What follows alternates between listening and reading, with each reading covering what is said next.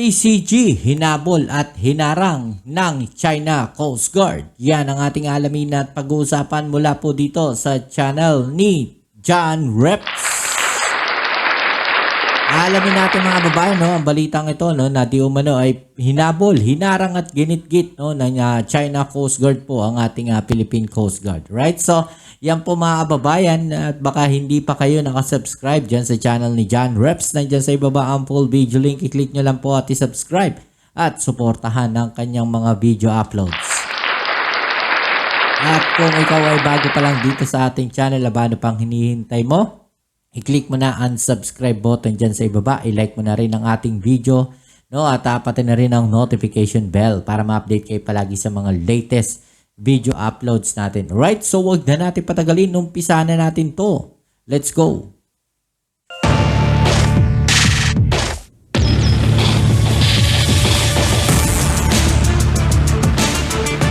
Muling hinarang ng China Coast Guard ang dalawang barko ng Philippine Coast Guard sa isinagawang resupply mission kahapon sa Ayungin. Hindi lang hinarang kundi binuntutan at ginitgit pa umano ang mga ito ng Chinese Coast Guard kasama ang isang dosenang militia vessels. May presensya na naman kaya ng Amerika ang matagumpay na misyon? Alamin ang buong detalye mamaya. At isang surveillance aircraft naman ng Philippine Air Force ang nag-emergency landing matapos magliyab ang makina ng eroplano. Kaya't para malaman ang buong detalye ay tumutok at makinig na mabuti. Simulan na natin.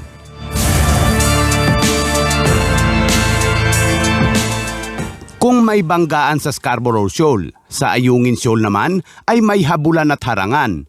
Nagsagawa kasi ng panibagong resupply mission ang Philippine Coast Guard doon. Habang naglalayag ang mga barko ng Philippine Coast Guard na BRP Cabra at BRP Sindangan kasama ang dalawang maliit na resupply boat mula sa Bina Shoal ay binuntutan na ang mga ito ng China Coast Guard.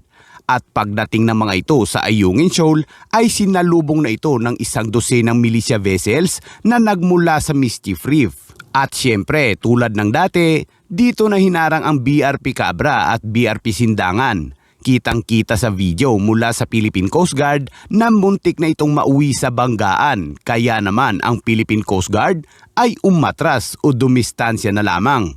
Alam niyo, ito sinasadya po talaga nila, no, ng China Coast Guard, no, na iharang yung kanilang mga barko, no, para kung sakaling, no, mawalan, no, ng control itong mga barko ng Philippine Coast Guard, bumangga po ito, no, dyan sa barko ng China Coast Guard. At doon po magsisimula ang isang napakalaking problema mga kababayan pag nangyari po yun, no? Ang dalawang resupply boat naman na Yunaisa May 1 at Yunaisa May 2 ay hinayaan ng China Coast Guard na makalusot. Pasado alauna ng hapon nang makalusot ang dalawang resupply boat upang ihatid ang pangangailangan ng mga sundalong nakabantay sa BRP Sierra Madre. Alas 3 ng hapon naman ay paalis na ang resupply boat at dalawang barko ng Philippine Coast Guard sa Ayungin Shoal. Ngunit hinabol pa rin umano ito ng China Coast Guard at pilit na ginitgit ang BRP Cabra at BRP Sindangan. Hindi naman kalayuan sa lugar ay nakahanda naman ang isang barko ng Philippine Navy na BRP Ramon Alcaraz sa kung anuman ang gawin ng China Coast Guard sa Philippine Coast Guard. Gusto nilang punin sa atin. Determinado po kami na bantayan sa pamamagitan po ng yung presensya po namin dito sa area na to. Wala namang nabanggit kung mayroong presensya ng Amerika at baka may magalit o kumuwestiyon na naman. Pero ayon kay Senador Meg Zubiri, dangerous maneuver ang ginawa ng China. Pero kung China ang tatanungin, ang dalawang resupply boat daw at dalawang barko ng Philippine Coast Guard ay illegal daw na pumasok sa kanilang karagatan. So ito na naman, no, ano tayo, parang brainwashing tong ginagawa nila, no, doon sa kanilang mga kababayan diyan po sa China. Pilit nilang ini-insist, no, doon sa mga mamamayan nila, no, na illegal, no, yung ginagawa po ng Philippine Coast Guard o ng Pilipinas diyan po sa karagatan na yan, no. Yan po kasi parang mina-mindset nila, no, yung mga mamamayan nila na mali yung ginagawa ng Pilipinas samantalang sila, no, yung may maling ginagawa, di ba? So ganun po, no, yung ginagawa nila rito, lalo na do sa mga kabataan. No, mina-mindset na nila 'yon. No, na mali yung ginagawa ng Pilipinas. Teritoryo ng China yan. Diba? Parang ganun yung ginagawa nila, no? Tulad ng lagi nitong sagot, wala daw pahintulot mula sa gobyerno ng China ang ginawa ng Pilipinas. Ang China Coast Guard daw ay Kung walang pahintulot, no, sinasabi nila na walang pahintulot ng China to, bakit hindi sila rin magreklamo sa UNCLOS? Hindi sila nagrereklamo, napapansin nyo ba?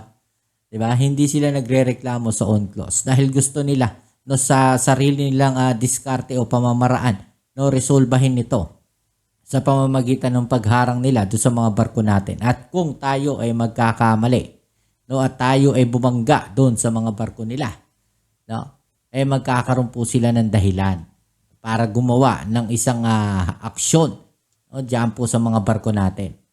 nagbibigay ng maigpit na babala at epektibong kinokontrol ang mga aksyon ng mga barko ng Pilipinas alinsunod sa batas.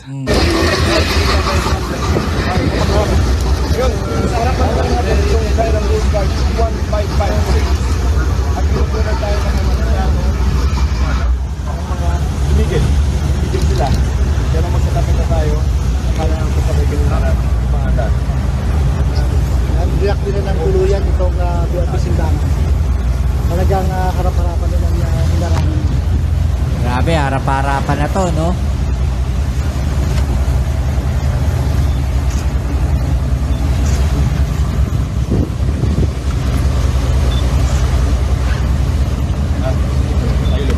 Oo, tayo matras. Matras na lang tayo.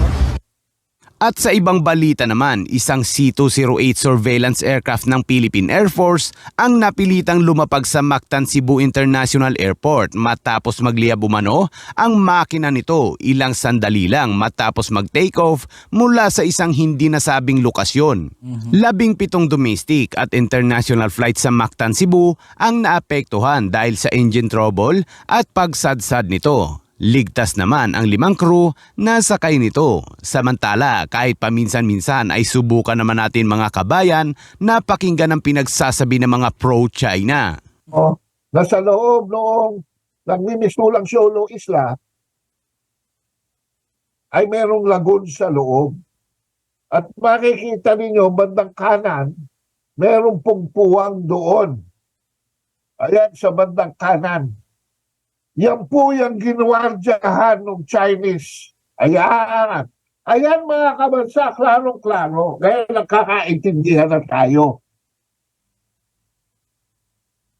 Yan po ang ginagwardyahan ng China para sa kapakanan ng buong humanity. Bakit? Para sa konserbasyon, para sa environment, dahil yung loob na yan, yung lagoon na yan, ang itlugan ng mga isda.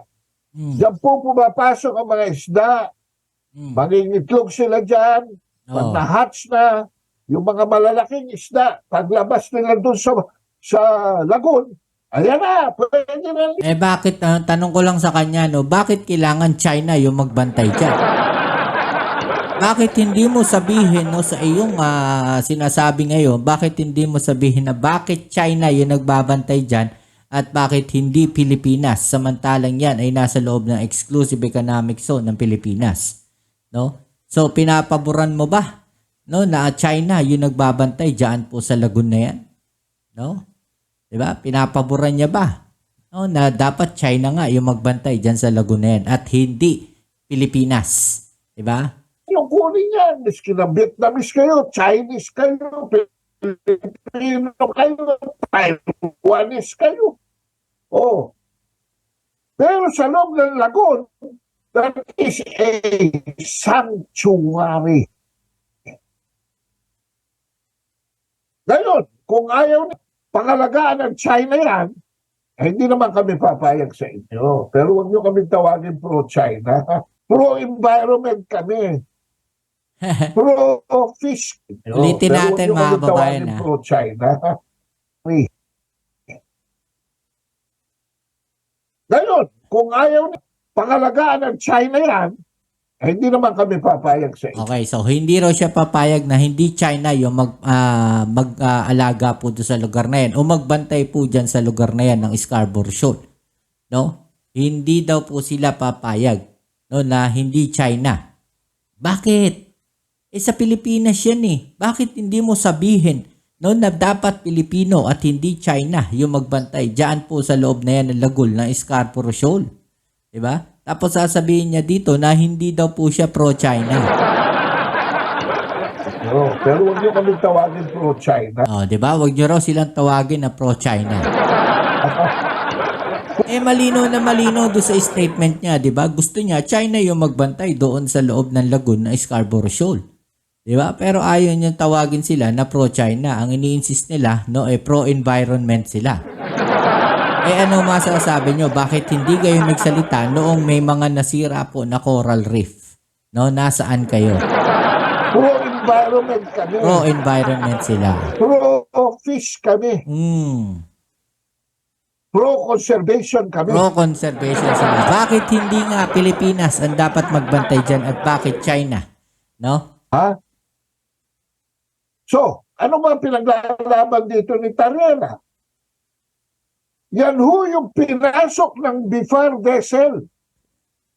Yan ho sa loob ng lagoon na yan ng isda. Kaya sabi ko nga, ang unang-unang akto ay may pumasok. Pangalawang akto, nahuli sila ng Chinese Coast Guard. Pangatlong akto, pinalabas sila sa lagoon. At pang-apat na akto, binarikadahan po ng dalawang barko ng isang temporary barrier, yung bunganga ng lagoon. O, nakasunod kayo, mga kabasa. Okay. 2 days after, wala na dyan yung Chinese. Dumating si Tariela at nag-uwi ho ng lubid na may angkor. Saan niya kinuha yun? Saang swimming area ng Zambales niya kinuha yan? Ang daming beaches yan. Kitang-kita, 'di ba, pinutol, no, yung mga tali at sinasabi nga nila na yung pagputol na yun nandun mismo, no, yung mga China Coast Guard, no. Ito, nanonood ba to ng balita? May mga floaters. At saka, Diba? kung gusto niyo maniwala, di ba alam niyo? Kung gusto niyo. Anyway, Kado na talagang nagdadagsa po ang mga troll. Nawala namang argumento, walang Ngayon, sasabihin nila, troll. Na wala na silang masabi, no? Pagka wala na silang mailusot. At ganyan naman talaga, no? Pag wala na silang mailusot, ang sasabihin na lang nila, troll. ebidensya. Ang gugulo lang, China daw ang argumento nila, palayasin, and so on, na walang kaisa-isang argumento, walang kaisa-isang ebidensya laban. Nasaan po yung ebidensya ngayon ng China? Nasa kanila po, yung West Philippines Sea. Paka-explain nga po. Doon sa ating pinapaliwanag na sanctuary yan, na tinutulungan ng China ang buong Asia na protektahan po yung sanctuary na ating dineklara din sa Executive Order ni Duterte na protected area yan. Protected area pala ayon kay Duterte. Bakit nandyan yung mga China? Fish Sanctuary, pangitlugan ng mga isda para hindi po maubos po ang isda sa South China Sea. All those arguments are very clear. Diba? Yun yung ginagawa nilang argumento ngayon. So, yung pagdidepensa nila doon sa ginagawa po ng China, dyan po sa Scarborough Shoal. No? So, ngayon, kailangan nilang makahanap ng positibong argumento, no, para i-feed doon sa mga Pilipino. No? Samantalang tinatabunan po nila ngayon yung nagiging issue kung bakit nandyan yung mga barko ng China. No, dyan po sa loob mismo ng lagoon na yan, no, sa Scarborough Shoal, which is nasa loob naman ng exclusive economic zone ng Pilipinas. Yung argumento na yun hindi nila masagot yun. No? Hahanapan ngayon nila ng ibang sagot yan. No? Hahanapan nito mga pro-China na to ng positibong argumento para i-feed doon sa mga Pilipino. Ganito kasi yan, ganyan yan. No? Kaya nandyan sila. So, Bakit nga nandun? Nasa loob yan ng exclusive economic zone ng Pilipinas. Hindi nila masasagot ngayon yun, di ba? Alright, so ayan muli, maraming salamat sa lahat ng mga patuloy na nakasuporta dito sa ating channel. At kung bago ka pa lang, please don't forget to subscribe, like, share, comment dyan sa comment section. Kita-kits tayo sa ating next video. Ito muli ang yung Kuya Mobs, it's Mobs TV. Peace. I'm out.